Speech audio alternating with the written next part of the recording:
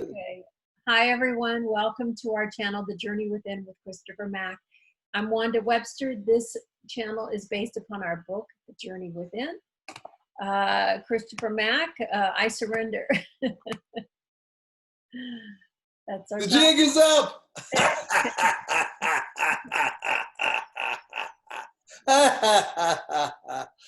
I was asked to talk to you about surrender, and it says, "Am I blank on that?"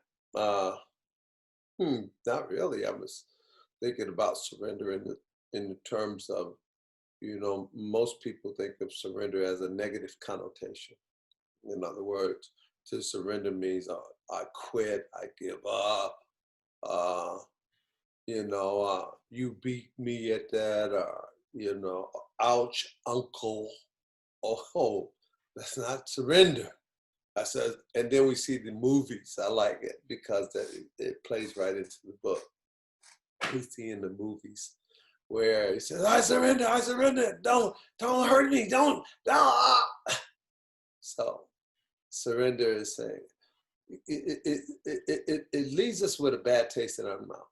Quit. So that might be why there's a lot of resistance to that concept of surrendering. I like that.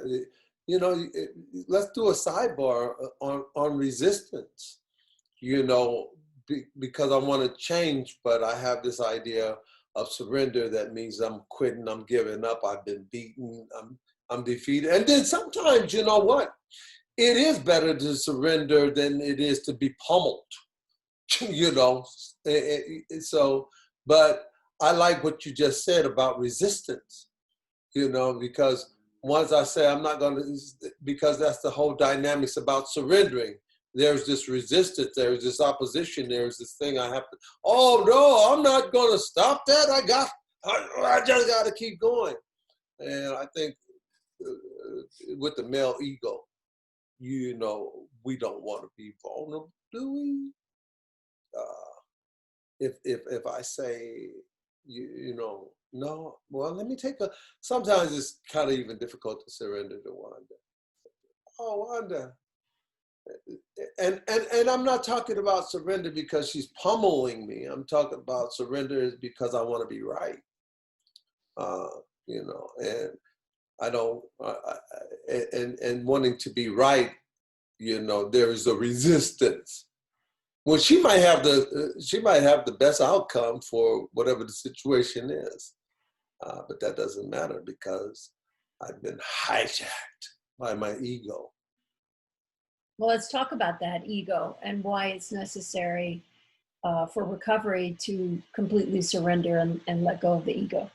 They said, well, in recovery, they said the ego has to be smashed because, yeah, the ego has to be smashed because it's a part of the culprit. It's the one that keeps me going when there is no other reason or no other rhyme or reason or way or anything that why I should be going. The ego steps in and says, you gonna let him be right? Oh, no. And then my ego started to say, you know you can do it. Even if you land flat on your back, utterly defeated. But the ego's, I got to get the last word in, especially when I'm having a discussion with, I know it one. I got to get the last word in. So we really don't go through a lot of that. You are not that bad. So, but in that moment of surrender, there is a place for divine inspiration to come in. In the moment of surrender, when you have to give up everything absolutely so that something new can come in, yeah. Because once you empty out, there's an opportunity.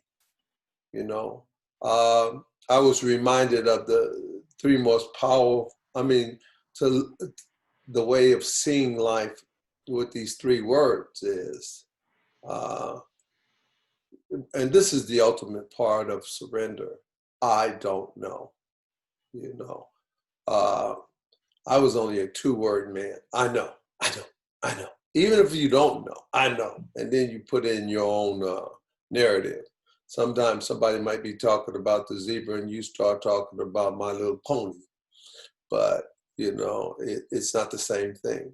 And so, you know, I know people start talking about things they want to talk about and they change the whole conversation. You know, I think that happens throughout our society all the time. Right. When you were leading the groups, you had an analogy of a cup of water, a full cup. What was the question that you asked the group? Which one would be more to your advantage? Which one is more beneficial, a full cup or an empty cup? And I never did look at it as a metaphor for surrender, but you know, you're absolutely correct. And so the clever mind would say, well, it's what's in the cup.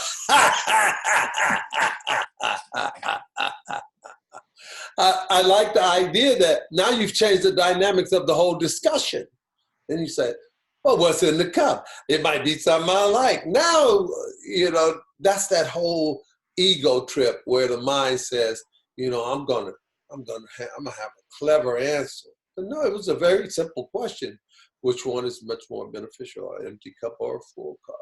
You know, you can say either one, but you want to insert your opinion about what I'm talking about, yet I generated the conversation. And so that's a hijack right there, incidentally. Somebody's trying to hijack it.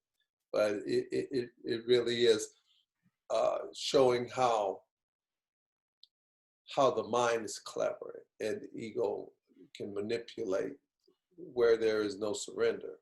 But the cup is more useful when it's empty, because then you have the ability to fill it with what you need and want, and not just the one thing that you think, right? Is that right? True? So I like to use that analogy because in the AA it says you got to let go absolutely, but I'm white knuckling it because I'm trying to hold on to something that really may be harming me, but I don't see as harming me. And so I could go into that same brand of insanity that says, you know, doing the same thing over and over again, expecting different results. I used to have this analogy when we did our groups. We used to say, you know, just because it was Tuesday, it's going to come out different. I did the same thing I'm doing Tuesday on Saturday. And because it's Tuesday and because I got on my blue shoes rather than my brown shoes, because that was the problem. You know, I wasn't the problem. It was what I was wearing. And so today is Tuesday. I'm going to go and try it again. And it's going to come out different. Not. And so surrender, when you start letting go of lifelong concepts, lifelong ideas, you know, the way I wanted to do everything, to fix everything, you know. And sometimes sometimes you can get so uncomfortable, you have to let go. And when you start getting to a place of observing yourself and knowing that the buck stops with me, I'm responsible for everything that occurs in my life. I'm accountable for everything that occurs in my life. Nobody did it to me. I'm the one who made it possible. And when I start to realize that that's the truth about the matter, then I start living in a higher concept of myself. And I start getting different results. But I'm also free from the knowing, because, you know, how else am I going to gain any wisdom unless I let go of things that don't work? And how do I know they don't work? The evidence is there. I'm restless, irritable, discontent. Right. So empty the cup and say, I don't know. I don't know. And, you know, there's a freedom in not knowing. There is a freedom in not knowing, because you get a chance to investigate. You get a chance to discover. But the more you know, and the more you think you know, And the more you don't want to know, the more you become confused and in bondage to the things that you think you know and the things that aren't working. It hasn't worked.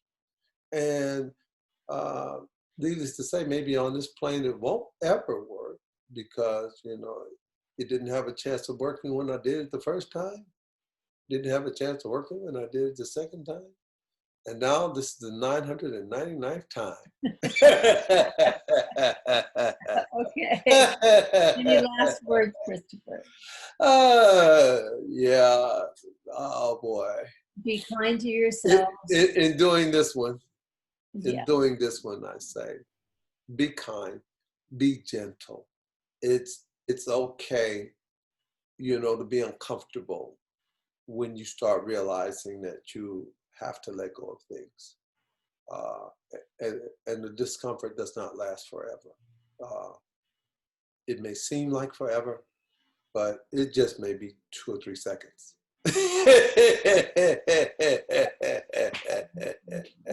So live, love, life, laugh, love, light, liberation, joy, and peace. Take Thank the you. liberty as it comes. Thank you. See you next time. See ya.